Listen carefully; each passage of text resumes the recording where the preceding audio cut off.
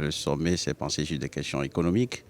a invité les États à construire des économies qui sont résilientes parce que nous devons continuer par faire preuve de rigueur pour que ces économies soient saines. Les chefs d'État ont exprimé, comme vous le savez, leur solidarité à tous ces pays qui ont été frappés par des attaques terroristes au cours des derniers mois, pour ne pas dire ces dernières semaines. Mais le sommet a surtout demandé que les Nations Unies revoient le mandat de la MINUSMA, qui est la mission multidimensionnelle qui est en place au Mali,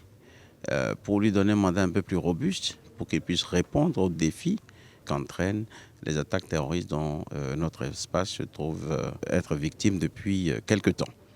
La question de l'énergie est une question essentielle. C'est pour cela que le sommet est resté saisi de la question du fonds pour l'électrification de l'Afrique, dont le leadership a été confié au président de la Guinée. Et donc le sommet a lancé un appel pour que ce fonds puisse rapidement devenir opérationnel, pour qu'il puisse mobiliser les ressources qu'il faut, parce que l'énergie reste une priorité pour tous nos pays.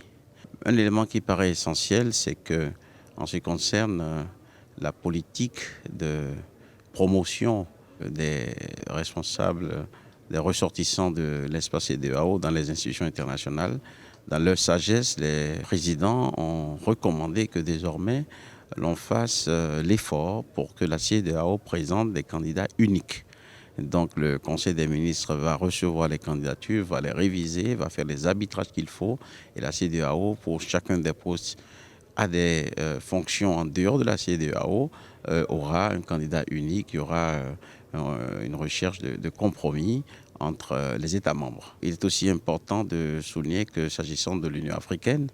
le sommet des chefs d'État a préféré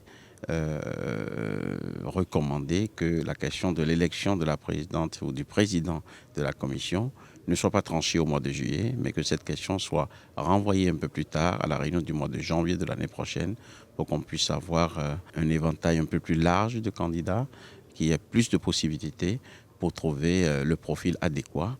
pour succéder à Mme Zouba. Cette session avait ceci de particulier que le sommet a reçu le serment du nouveau président de la CEDEAO, qui, comme vous le savez, est un de nos compatriotes, le président Marcel de Souza, qui a prêté serment. Donc, qu'un Béninois prête serment comme président de la Commission, c'est aussi un événement important qu'il faut saluer et souhaiter du succès à ce président qui représente la République, qui représente notre pays.